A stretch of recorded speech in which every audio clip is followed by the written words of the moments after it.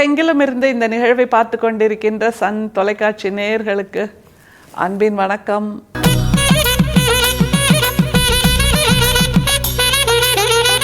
தமிழ் சித்தர் பாடல் வரிசையில் வள்ளல் பிரானோடு நம்முடைய பயணம், அதிலும் இன்றைக்கு அவருடைய உரைநடையோடு நம்முடைய பயணம்.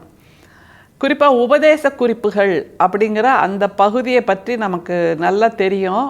உபதேச குறிப்புகள் முழுக்கவே அவர் காலத்தில் வாழ்ந்திருந்த அந்த பார்வதிபுரத்து எளிய மக்கள் அவர்களுக்கு சொன்னது தான். சாயங்கால வேளையில் அந்த எளிய மக்கள் இருக்காங்கல்ல, உழைத்து களைத்த வேளாண்மை செய்த மக்கள், கூலி தொழிலாளர்களாக இருந்த மக்கள், தங்களுடைய வறுமையை போக்குவதற்காக உடல் உழைப்பை செய்த மக்கள், அவங்க எல்லாம் வேலையை முடிச்சுட்டு வந்து நம்முடைய வள்ளல் பிரானோடு அளவலாவுவது வழக்கம். அப்படி அளவலாவும் போது அவர்களை அச்சுறுத்துகின்ற பல விஷயங்களை பற்றியும் கேட்பாங்க. அதற்கான பதிலைத்தான் வள்ளல் பிரான் உபதேச குறிப்புகளாக கொடுத்திருக்கிறார் என்பது நமக்கு கிடைத்திருக்கக்கூடிய வரலாற்று குறிப்பு. இன்றைக்கி நாம் பார்க்க போகிற பற்றியும் அவர்களுடைய அந்த பார்வதிபுரத்து மக்களுடைய ஒரு சந்தேகம், ஒரு சிந்தனை, ஒரு தயக்கம், இதையெல்லாம் உடைப்பதை போல், இதையெல்லாம் புறம் தள்ளுவதை போல், இதை பற்றியெல்லாம் நீங்கள் ஒன்றும் கவலைப்படவே வேண்டாங்க என்று சொல்லுவதை போல் நம்முடைய வள்ளல் பிரான் கொடுக்கின்ற ஒரு மொழி, பதில் மொழியாகத்தான் இதை பார்க்க வேண்டும். அப்படி அவங்க என்ன கேட்டிருப்பாங்க, அதற்கு வள்ளல் பிரான் என்ன மாதிரியாக ஒரு பதிலை சொல்கிறார். அந்த வடலூர் மாலை வேளை அங்கங்கே தீவட்டிகள் தான் அப்போது விளக்காக எரிந்து கொண்டிருக்கும், அல்லது அகல் விளக்குகள் ஏற்றப்பட்டிருக்கும். அந்த தரையில் அந்த எளிய மக்கள் உட்கார்ந்துருக்காங்க. அவங்களுக்கு பக்கத்திலே எதிர்பக்கமாக வள்ளல் பிரான் உட்கார்ந்திருக்கிறார். மேலே வானம், நட்சத்திரங்கள் எட்டி பார்க்கின்றன. அங்கே இருக்கக்கூடிய மரங்கள் காற்றில் அசைகின்றன. இப்படியான ஒரு சூழலில் எளிய மக்களுக்கு ஏற்ற வகையில் நம்முடைய வள்ளல் பிரான் பேசுகின்ற அந்த காட்சி மனக்கண்ணில் ஓடிக்கொண்டே இருக்கிறது. என்ன சொல்கிறார் வள்ளல் பிரான்? இது நமக்கும் இந்த 21ஆம் நூற்றாண்டுக்கும் பொருந்துவதாக இருக்கிறது என்பதுதான் நம்முடைய வள்ளல் பிரானின் கூற்றின் உண்மை.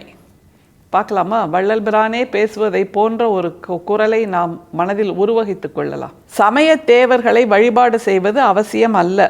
அற்ப சித்தியை பெற்று அதில் மகிழ்ந்து அகங்கரித்து மேல் படிகள் ஏற வேண்டியவைகளை ஏறி பூரண சித்தியை அமையாமல் தடைப்பட்டு நிற்றல் போல் இங்கு மற்றவைகளை உண்ணி அவலமடைந்து நில்லாமல் சர்வ சித்தியுடைய கடவுள் ஒருவர் உண்டென்று அவரை உண்மை அன்பால் வழிபாடு செய்து பூரண சித்தியை பெற வேண்டுவது சன்மார்க்க கொள்கை. மேலும் தனித்தலைவன் லட்சியம் தவிர அனித்திய சட துக்காதிகளை பொருட்படுத்தி உபாசனாதி மார்க்கமாய் வழிபடுவது கொள்கை அல்ல. அந்த எளிய மக்களுக்கு இது ஒன்று தாங்க சந்தேகமாக இருந்திருக்கும். எங்களுக்கு வழிபாடு செய்ய தெரியாது, மந்திரங்கள் சொல்ல தெரியாது, அந்த ஆகமங்கள் எதுவுமே தெரியாது, வேதங்கள் புரியாது, அந்த வைதிகர்கள் மந்திரமாக சொல்லுகின்ற அந்த வேற்று மொழி, இறைவனுக்கு உகந்த மொழி என்று அவர்கள் சொல்லுகின்ற அந்த வடமொழியும் எங்களுக்கு தெரியாது. அப்படி என்றால் நாங்கள் இறை அன்பை பெற முடியாமல் பல மைல் தூரத்தில் தள்ளி நிற்க வேண்டியவர்கள் தானா? எங்கள் மனசு அந்த பெருந்தெய்வங்களிடம் ஒட்டுவதே இல்லை. எங்களுடைய மனசுக்கு அந்த கோயில்களில் இருக்கக்கூடிய சிலைகள் எல்லாம் அச்சுறுத்தலாக இருக்கின்றன. அவர்கள் சொல்லுகின்ற சடங்குகள் எல்லாம் அச்சுறுத்தலாக இருக்கின்றன. இப்படித்தான் கும்பிட வேண்டும் என்று அந்த வைதிகர்கள் சொல்லுவது மனசு ஏற்க முடியாததாக இருக்கின்றன அப்படின்னு வள்ளல் பிரான்கிட்ட கேட்டிருக்காங்க. அதற்கான பதிலைத்தான் வள்ளல் பிரான் சொல்கிறாரு. அதை தவிர சன்மார்க்கம்னா என்னங்கிறதையும் சேர்த்து சொல்கிறார். அதுதான் இதில் மிக முக்கியம். அந்த பெரும் கடவுள்களை வழிபாடு செய்ய வேண்டியது அவசியம் இல்லை என்று ஆரம்பிக்கிறார். இதன் மூலமாக அந்த உழைப்பை தவிர வேறொன்றும் அறியாத, உழைப்பையே தன்னுடைய பூசையாக செய்து கொண்டிருக்கின்ற அந்த எளிய மக்களின் மனசில் மயிலிறகாக வருடுகிறார் நம்முடைய வள்ளல் பிரான்கிறதான் இந்த பத்தியோட சிறப்பு. திரும்ப கேளுங்க வள்ளல் பிரானோட குரலை. சமய தேவர்களை வழிபாடு செய்வது அவசியம் அல்ல. முதல்லையே அவங்களோட குறைபாடுகள், அந்த பார்வதிபுரத்து மக்களோட ஏக்கங்கள், சந்தேகங்கள், இதற்கான பதிலாக சமய தேவர்களை வழிபாடு செய்வது அவசியம் அல்ல. இந்த பெருந்தன்மையும் நம்முடைய தமிழ் நிலத்தின் சிறப்பு. இறையை மறுப்பதும் அல்லது இறை உருவங்களை மறுப்பதும் கூட நம்முடைய தமிழ் நிலத்தின் சிறப்பு. அதை நாம் உணர்ந்து கொள்ள வேண்டும். அப்படிப்பட்ட ஒரு உயர்வு நவிர்ச்சியைத்தான் வள்ளல் பிரானும் இந்த பத்தியில் சொல்கிறார். சமயத்தேவர்களை, தெய்வங்கள் என்பவர்கள் சமயங்களை கடந்தவர்கள்னு தானே நம்ம நினைக்கணும். அதை விட்டுட்டு இந்த சமயத்துக்கு இந்த தெய்வம்னு சொன்னால் கடவுள்கள் என்பவர்கள் அவ்வளவு சிறுமைப்பட்டவர்களா? அது ஒரு கேள்வி வருதா இல்லையா? அவர்கள் என்ன நாம் வணங்குகின்ற சமயத்தின் அடையாளமா? சமயத்தை கடந்தவர்கள் இல்லையா? மதங்களை கடந்தவர்கள் இல்லையா? வேற்றத்தாழ்வுகளை கடந்தவர்கள் இல்லையா? வேறுபாடுகளை கடந்தவர்கள் இல்லையா? உயர்வு தாழ்வை கடந்தவர்கள் இல்லையா? அப்படித்தானே இருக்க முடியும் இறை என்பது, அப்படித்தானே இருக்க முடியும் இயற்கை என்பது. எல்லோருக்குமான பொதுநிலை தானே இயற்கையும் இறையும். அது இல்லாமல் எங்கள் சமயம் அதற்கு இதுதான் கடவுள் என்று சொல்லுவதே அறிவீனமாக வள்ளல் பிரான் உணர்ந்திருக்கிறார் என்பதைத்தான் இந்த முதல் வரியிலேயே சொல்கிறார். எனவே அவர்களுக்கு முதலில் ஒரு ஆறுதல் கிடைத்து விடுகிறது. சமய தேவர்களை, சமய சிலைகளை வழிபாடு செய்யலைன்னா அது ஒரு பெரும் குற்றம் இல்லை, அதை பற்றி நமக்கு பிரச்சனையும் இல்லை என்பதான ஒரு உணர்வை கொடுத்து விடுகிறார். அடுத்தது, அற்ப சித்தியை பெற்று அதில் மகிழ்ந்து அகங்கரித்து மேல் படிகள் ஏற வேண்டியவைகளை ஏறி பூரண சித்தியை அமையாமல் தடைப்பட்டு நிற்றல் போல். என்ன அற்ப சித்தி? அதுதான் மிக முக்கியம். 2 மந்திரம் சொல்றது அற்ப சித்தி என்று வள்ளல் பிரான் சொல்கிறார். 2 மந்திரம் சொல்றது, இவர்களைப் போல் இல்லாத ஒரு தோற்றத்தில் தன்னை அமைத்து கொள்வது, அல்லது இறைக்கு பக்கத்தில் நான் தான் செல்ல முடியும் என்று சொல்லுவது, இதெல்லாம் அற்ப சித்தி. இதை பெற்றுக்கொண்டதற்காக அகங்கரித்து, அகங்காரம் கொண்டு, ஆணவம் கொண்டு, எதேச்சாதிகாரம் கொண்டு, எத்தனை வார்த்தைகளை அந்த அகங்கரித்து என்ற ஒற்றை சொல் நமக்கு விளக்கி நிற்கிறது.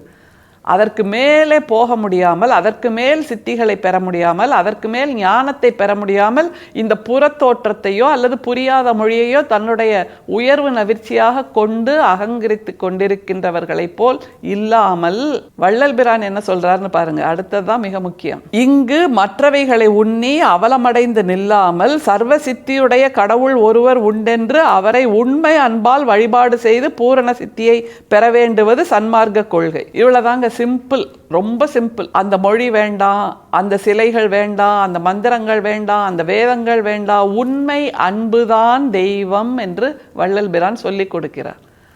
இவ்வளவுதான். இதில் அகங்கரித்து கொள்வதற்கு எதுவும் இல்லை. புரியாத மொழியை பேசுவது எங்களுடைய திறமை என்று சொல்வதற்கும் எதுவும் இல்லை. அன்பை தவிர வேறு ஒன்றும் இல்லை. அன்புதான் தெய்வம், அன்புதான் கடவுள், அன்புதான் இறை.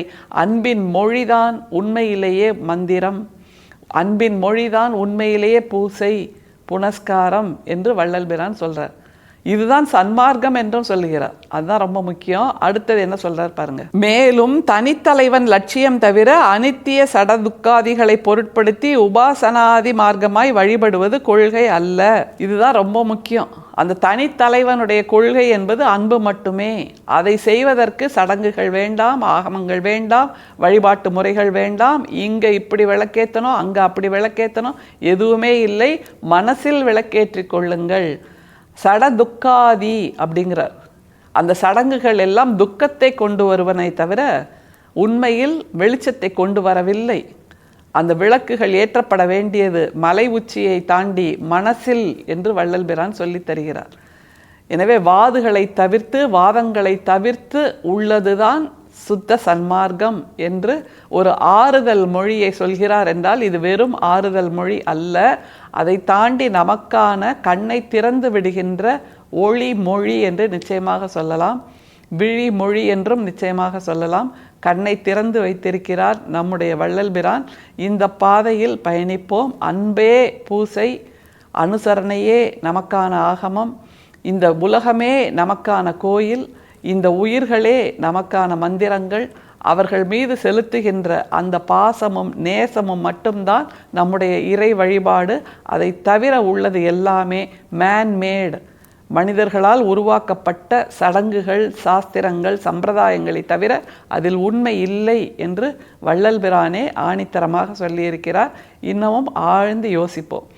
அருட்பெரும் சோதி, அருட்பெரும் சோதி, தனிப்பெரும் கருணை, அருட்பெரும் சோதி. மீண்டும் சந்திப்போம். நன்றி, வணக்கம்.